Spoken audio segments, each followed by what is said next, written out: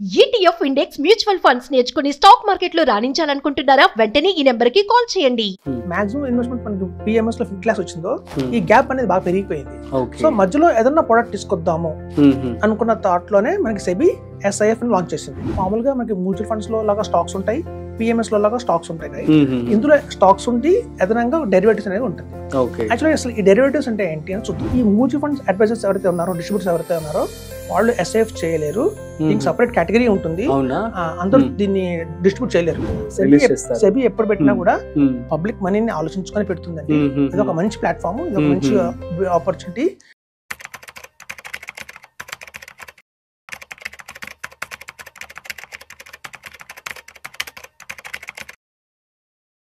Hi, hello, namaste. Welcome to Business Buzz with Rajiv Pasupuleti on Suman TV.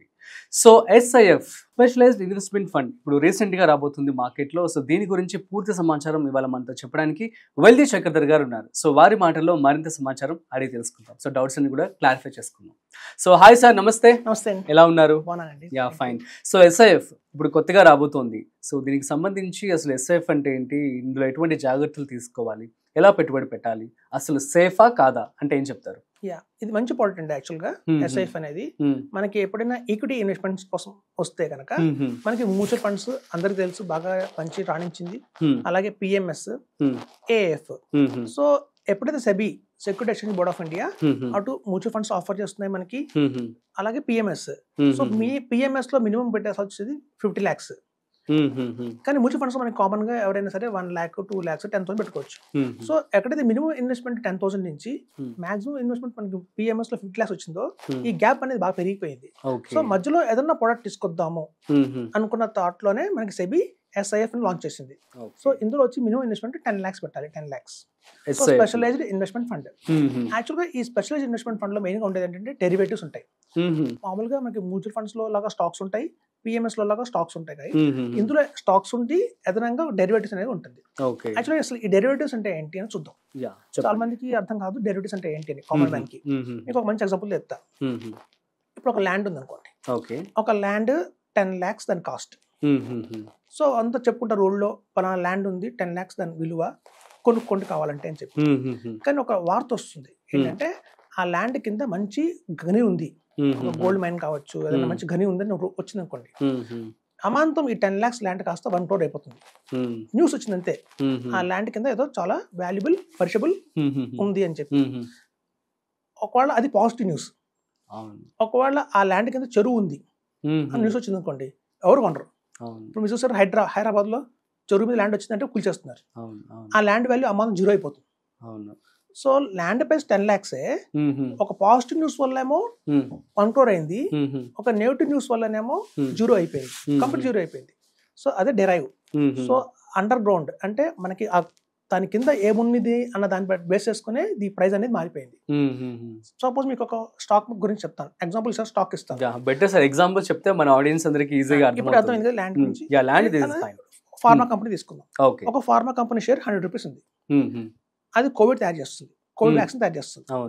అయితే ఈ Covid vaccine తయారు చేస్తున్న ఈ ఫార్మా కంపెనీ షేర్ 100 rupees ఉంది కాబట్టి సపోజ్ ఒక న్యూస్ వచ్చింది, అమాంతం కోవిడ్ పెరిగిపోయింది, రాబోయే రోజుల్లో లాక్డౌన్ కూడా రావచ్చు, ఎవరు వాళ్ళు ఇంట్లో ఉండండి, వ్యాక్సిన్ వేసుకోండి వచ్చింది అనుకుంటాం న్యూస్. అమాంతం ఈ 100 rupees ఉన్న షేర్ కాస్త 200-300 అయిపోతుంది న్యూస్ వల్లే. సపోజ్ వ్యాక్సిన్ బాగుంది కానీ వాళ్ళ వేసుకున్న వ్యాక్సిన్ వికటించింది అంటే అసలు ఆ వ్యాక్సిన్ ఆ కంపెనీ టెంపరీగా బ్యాన్ చేద్దాం వచ్చిన న్యూస్, 100 rupees షేర్ కాస్త 0 అయిపోతుంది. సో బేస్ వాల్యూ 100 rupees ఉన్న ఫార్మా కంపెనీ ఒక్క న్యూస్ వల్ల పెరగచ్చు, ఒక న్యూస్ వల్ల తగ్గిపోవచ్చు. డెరైవ్ చేస్తుంది అనమాట. సో అదే డెరివేటివ్స్ అంటారు.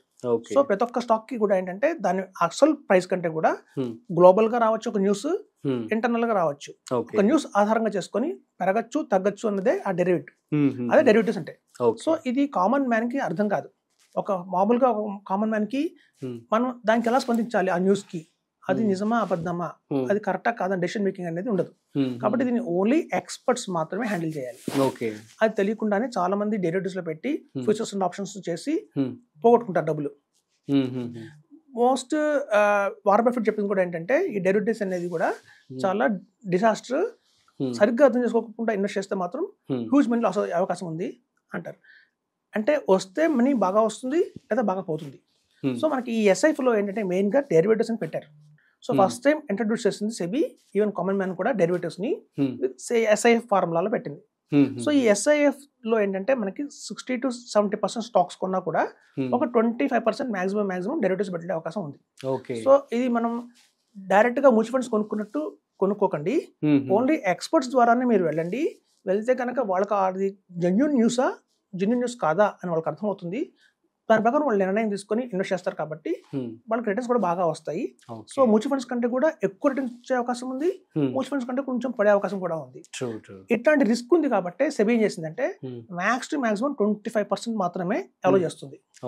మొత్తం 100% డెరివేటివ్స్ పెట్టకండి, ఓన్లీ 25%. అంటే మీరు ఇచ్చిన ప్రతి 100 రూపీస్ లోను 25 రూపీస్ డెరివేటివ్స్ వెళ్తుంది, 75 రూపీస్ మామూలుగా స్టాక్స్ లోకి వెళ్తుంది.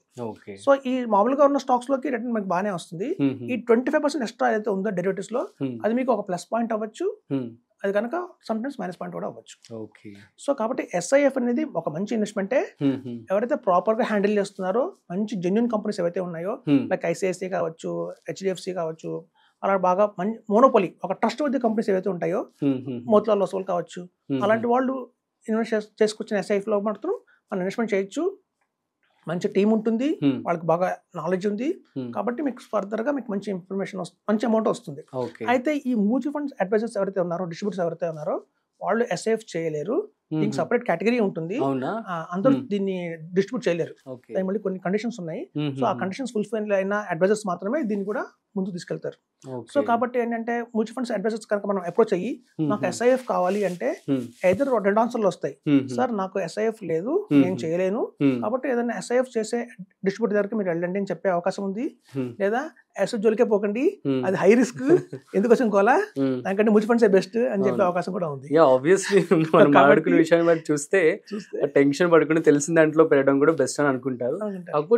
కాకపోతే ఒక కొత్త టర్మ్ ఎస్ఐఎఫ్ అని చెప్పి వస్తుంది అంటే మేబీ దాని ద్వారా ఏదో ఒక బెనిఫిట్ ఉంటేనే కదా వాళ్ళు రిలీజ్ చేస్తారు. సెబీ ఎప్పుడు పెట్టినా కూడా పబ్లిక్ మనీని ఆలోచించుకొని పెడుతుందండి. ఇది ఒక మంచి ప్లాట్ఫామ్, ఇది ఒక మంచి ఆపర్చునిటీ. మనకి ఏంటంటే అన్సేఫ్ మ్యూచువల్ ఫండ్స్ కాకుండా సమ్ ఎక్స్ట్రా రిటర్న్ కావాలి, మ్యూచువల్ ఫండ్స్ అంటే కూడా ప్లస్ ఎక్స్ట్రా రిటర్న్ రావాలి అంటే మాత్రం ఎస్ఐపి ఎంత పర్సెంటేజ్ ఎక్స్పెక్ట్ చేయొచ్చు సార్ ఇందులో? 4 to 5% ఎక్స్ట్రా రిటర్న్ ఎక్స్పెక్ట్ చేయొచ్చు అండి. ఇది కంపేర్ టు మ్యూచువల్ ఫండ్స్ అంటే టోటల్ ఒక 16% యావరేజ్ గా అనుకోవచ్చు. Okay okay, yeah it's best అండి, best investment. Lock in periods అని 1 year ఉంటుందేమోనండి.